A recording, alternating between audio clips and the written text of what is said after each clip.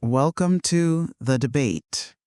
When we hear a siren, we usually assume it's meant to save us. Right, like a protective mechanism. Exactly. A flag on a beach before a storm, an alert on your phone. These are supposed to be warnings to keep us safe. But take that exact same logic and drop it into the theater of modern urban warfare. It gets a lot darker. It really does. Imagine an arsonist slipping a polite handwritten warning note under a neighbor's door, advising them to evacuate immediately. Now, they aren't doing this out of mercy, right? They're doing it so that when they intentionally burn down the entire city block, they can stand in the ashes, hold up a copy of that note, and claim they cannot be held responsible for the collateral damage. Wow, yeah, that's a chilling image. But that is exactly what we are seeing right now in Kyiv. We are discussing the recent, highly concerning diplomatic maneuvering by the Russian Federation. Specifically, we're looking at Russian Foreign Minister Sergey Lavrov's warning call to U.S. Secretary of State Marco Rubio, the accompanying statements from the Russian Foreign Ministry, and, of course, the simultaneous deployment of the Oreshnik missile complex. Right, and it captures the really muddy waters we're navigating here. When Lavrov picks up the phone to directly warn Rubio about imminent, devastating strikes demanding the evacuation of American diplomatic personnel, the warning itself becomes a weapon. And that is the crux of our discussion today. Do Russia's advanced diplomatic warnings primarily function as a calculated legal and diplomatic alibi for premeditated war crimes?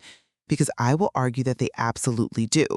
It's a cynical maneuver designed to absolve Moscow of responsibility when its systematic bombardment inevitably destroys the civilian residential areas where these embassies are located. And I completely disagree. I'll be arguing that framing this as a legal alibi severely understates the raw coercive intent here. These warnings are coordinated weapons of psychological terror designed to incite panic, remove international witnesses, and signal catastrophic nuclear escalation to Ukraine's allies. Let's break down the mechanics of the alibi theory first, because I think we really need to understand how international law is being manipulated here. Sure. Lay it out. Well, my perspective is rooted in the actual spatial and legal realities of Kyiv.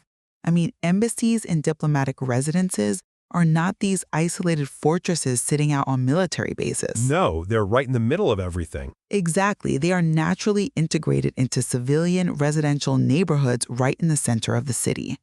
And Moscow possesses precise targeting data. They know exactly where these buildings are. The target is the civilian infrastructure itself. Which is tragically the defining characteristic of this phase of the conflict, right? The systematic dismantling of the energy grid. Yes, the energy grid and residential stability. The goal is to freeze the city and force political capitulation through sheer civilian suffering.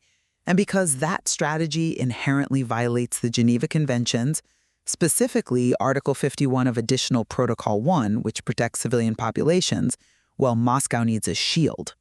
A legal shield, you mean? Right. To evade legal and political responsibility for the potential death of foreign diplomats during these premeditated war crimes, the Kremlin is using these advance warnings as a cynical free pass. If Russia genuinely intended to strike strictly military-industrial facilities on the outskirts of the city, the blast radius wouldn't threaten diplomats at all. So they wouldn't even need to issue the warning? They wouldn't need to issue such dire advance warnings.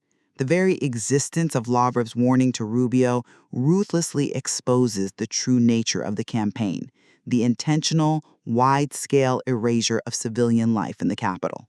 Okay, but how does a phone call actually protect them legally? By attempting to twist the concept of proportionality.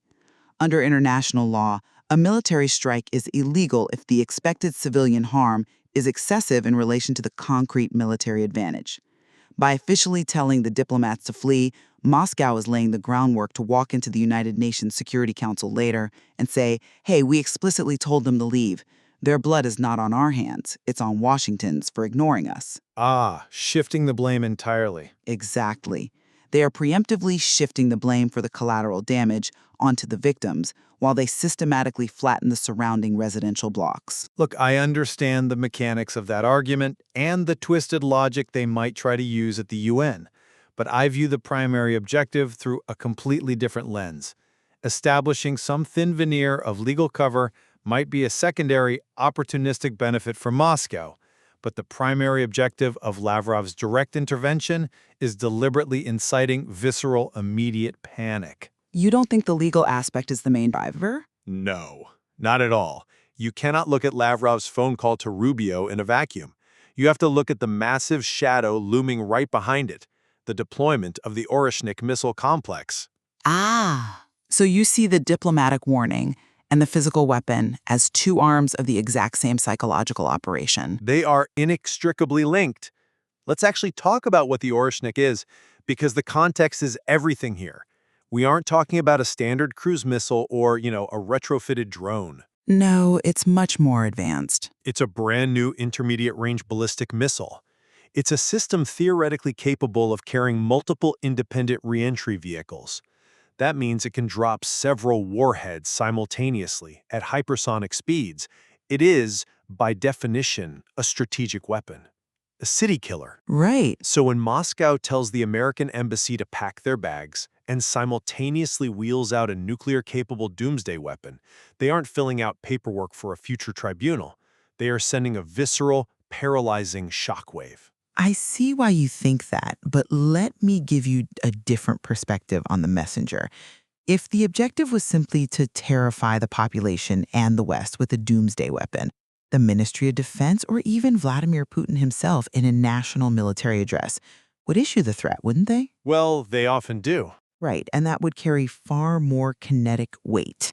The who in this scenario is just as important as the what. Why use the diplomatic apparatus? Why specifically Foreign Minister Lavrov and spokesperson Maria Zakharova?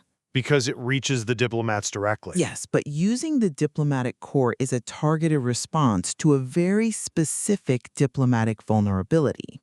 You're pointing to the recent Albanian embassy incident as the catalyst here. Yes, and we need to explain why that matters.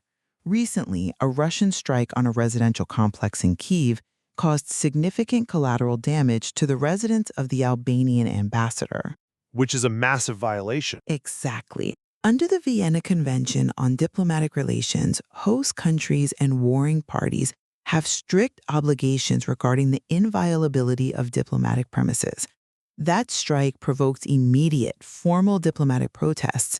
It created a tangible legal and political headache for Moscow. They hit a threshold they weren't prepared for. Right. They realized that their ongoing strategy of bombarding civilian centers was going to inevitably kill a high-level foreign diplomat, which would cross a red line. So your argument is they activated Lavrov specifically to plug that diplomatic hole? Precisely. The diplomatic channel was chosen to construct this legal shield. They are proactively managing the diplomatic fallout that they know is coming when they continue to strike residential areas. It's not just about Washington. It's about maintaining their narrative for the global South. For BRICS nations who might stomach a war but would draw the line at the targeted assassination of the international diplomatic corps. They need the paper trail. Yes, they need a legal alibi to point back to, a paper trail that says we operated within the norms, we issued warnings. I come at it from a different way. I acknowledge the Albanian master incident. It certainly provided a convenient narrative hook for the Kremlin. But the diplomatic channel wasn't chosen for its legal shielding properties. It was chosen for its direct, undeniable line to Western capitals. To bypass the usual rhetoric? Exactly. Remember the timeline here. Earlier official statements and broad threats from the Russian Foreign Ministry were essentially ignored by Western leaders. They simply didn't achieve the desired psychological impact. Well, yeah, because they were largely dismissed as standard Kremlin bluster. I mean, we've heard nuclear threats dozens of times at this point. Right. The boy who cried wolf. So what do you do when your broad, generalized threats are ignored? You escalate the delivery mechanism. You don't just put out a press release. You have the foreign minister pick up the phone and call the U.S. Secretary of State directly. It forces them to listen. It bypasses the bureaucratic noise completely. It delivers a shock directly to the system of Western leadership, When Lavrov calls Rubio and says, "Get your people out now," he isn't drafting a legal defense, he is trying to induce immediate panic in Washington. And let's look at the secondary effect. What happens when Ukrainians see the American embassy staff fleeing? Oh, it triggers immense historical trauma. It looks exactly like February 2022, right before the tanks rolled in. Exactly. He wants the sight of American diplomats fleeing Kyiv to act as a force multiplier for the terror felt by the Ukrainian civilian population. It signals abandonment. It tells the population, even the superpower cannot protect you from what is coming. That is raw psychological warfare, not legal maneuvering. That's an interesting point, though I would definitely frame it differently. I don't deny that panic is a byproduct, and almost certainly a welcomed one for Moscow, but the meticulous framing of the message reveals its core utility as an alibi. Let's transition to how these threats are being justified internally and internationally, because we are looking at a landscape of manufactured pretexts versus pre-planned terror. Okay. Just look at the bizarre narrative of retaliation. You mean how they are framing these new strikes as a response to specific Ukrainian actions? Yes, by framing the diplomatic threat and the subsequent strikes as retaliation for the Albanian embassy incident or retaliation for Ukrainian use of Western long-range weapons, Russia is attempting a perverse form of international legal judo. Legal judo? Yeah, they are trying to legitimize an inherently illegitimate strategy. Think about the mechanics. If they were actually targeting hardened military sites, they wouldn't need a pretext of diplomatic retaliation to warn embassies. The use of the word retaliation is a legal term of art. It's an attempt to invoke the concept of countermeasures in international law. The warning exposes the reality they are erasing the country from the political map through civilian terror. And they need a legally recognizable story to tell the UN Security Council when the dust settles. That's a compelling argument. But have you considered how the broader application of this retaliation narrative completely undermines the idea that these are reactive, legal justifications? How so? Look at how Vladimir Putin justified the massive Oreshnik bombardment. He went on television and claimed it was direct retaliation for a Ukrainian strike on Starobilsk, a city in occupied Luhansk. A claim that lacks fundamental logistical credibility, given the weapon used. Completely. And let's explain why. Launching a massive wave of ballistic and cruise missiles, particularly debuting an experimental intermediate-range system like the Oreshnik, requires extensive, meticulous preparation. It takes a lot of time. Weeks, if not months. You don't just spin up a complex, multi-axis missile strike of that magnitude overnight in a fit of retaliatory anger because of a strike on Starobilsk. It requires satellite targeting, fueling protocols, complex programming of multiple re-entry vehicles, and strategic coordination across different military branches. So the physical strikes were undeniably pre-planned acts of state terror, long in the making. Exactly. Therefore, if the strikes are pre-planned, the diplomatic warnings are pre-planned alongside them. They are not a frantic attempt to cover legal bases after an accidental piece of shrapnel hit an Albanian ambassador's residence. They are a synchronized component of the terror campaign. The warning is baked into the operation. The diplomatic warning is the psychological payload. It is delivered before the kinetic payload of the Oreshnik. They used a strategic, nuclear-capable ballistic missile to vaporize a mundane civilian garage. Why? Because hitting a garage with a doomsday weapon sends the message that nowhere is safe, no target is too small, and the terror is absolute. It's about maximizing despair. Yes. The goal is to maximize the psychological devastation by making the target population feel that the terror is systematic, inevitable, and sanctioned at the highest levels of international diplomacy. The warning just turns the dial of dread up to 11.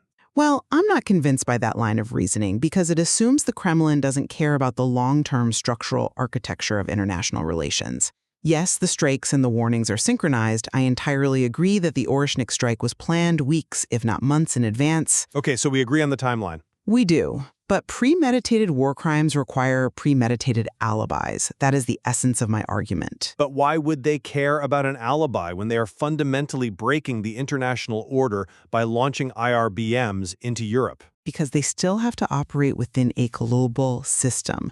They need a narrative for their domestic audience and, crucially, for future diplomatic normalization. And this brings us to a vital intersection, the ultimate audience and the threat of escalation. I maintain that the audience for the alibi is the future international legal order.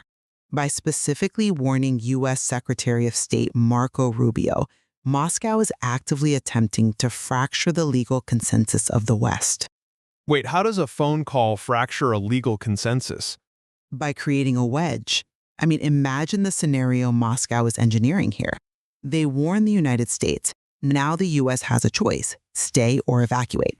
Let's say Washington, being understandably risk-averse regarding its diplomats, evacuates. Right. But European nations, wanting to show solidarity with Kyiv, decide to stay.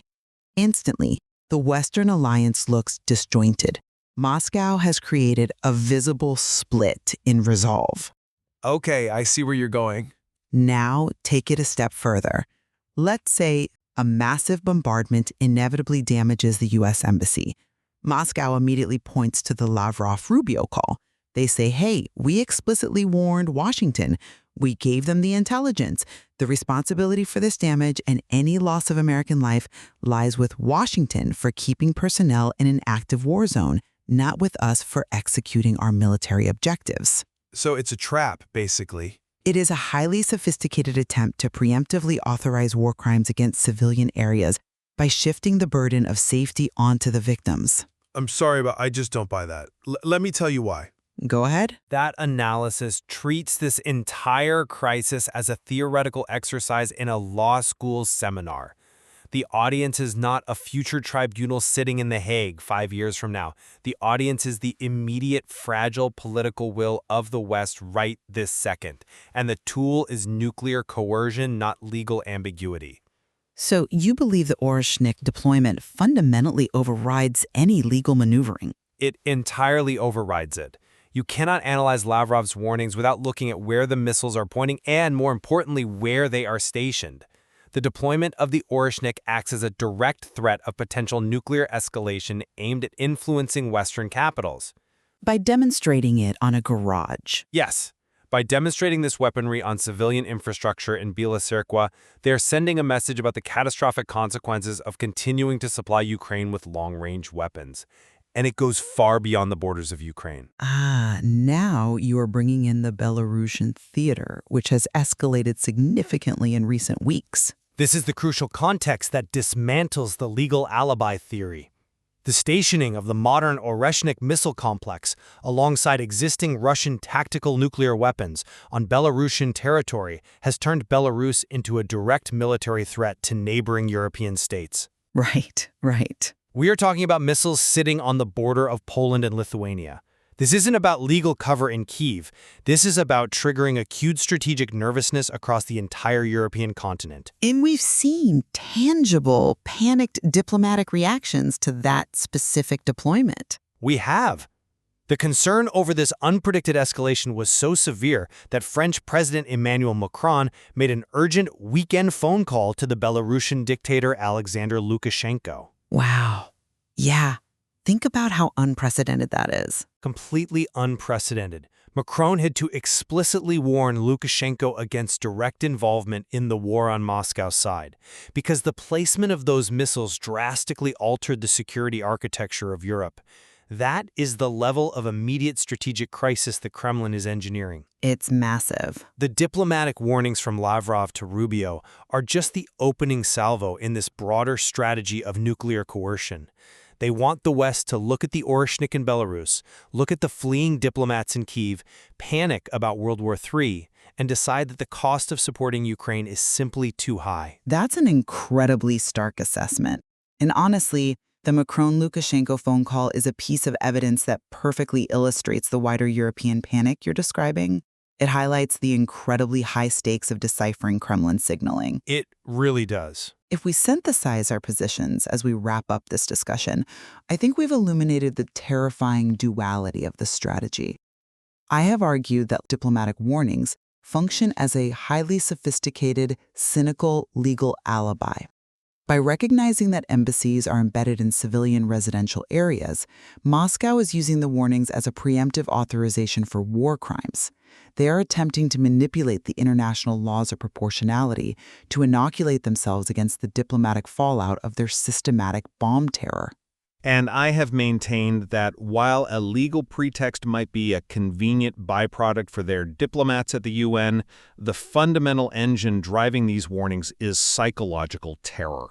It is about the systematic removal of credible international witnesses from the capital and overarching nuclear coercion. The warnings, paired with the horrifying reality of Oreshnik missile strikes on civilian garages, are designed to break the immediate political will of the West by signaling catastrophic, continent-wide escalation. Yet, despite our profound disagreement on the primary utility of the tactic, legal inoculation versus strategic escalation, we arrive at a very grim point of convergence. We do.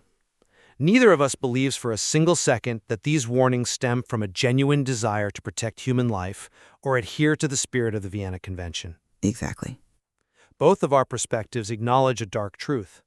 The actual, premeditated target of the Russian military campaign is the civilian population and the residential infrastructure of Kyiv. Whether the warnings are an alibi for a war crime or a psychological amplifier for a terror campaign, the kinetic reality on the ground remains exactly the same. The civilian pays the price. The complexity lies in recognizing that state terror is multifaceted.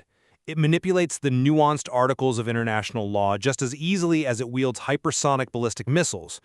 To truly understand the intent behind diplomatic language, you cannot just read the transcripts of the phone calls in isolation. You have to look at the missiles deployed in tandem. The rhetoric and the weaponry are speaking the exact same language. It requires us to look past the polite surface of diplomatic protocol. When an arsonist slips a warning note under the door, we shouldn't waste our time debating their commitment to neighborhood safety guidelines, right? No, definitely not. We need to look at the blowtorch in their other hand. The true nature of the threat is found not in the carefully chosen language of the warning, but in the devastation that inevitably follows it. We'll leave it there for you to weigh the evidence.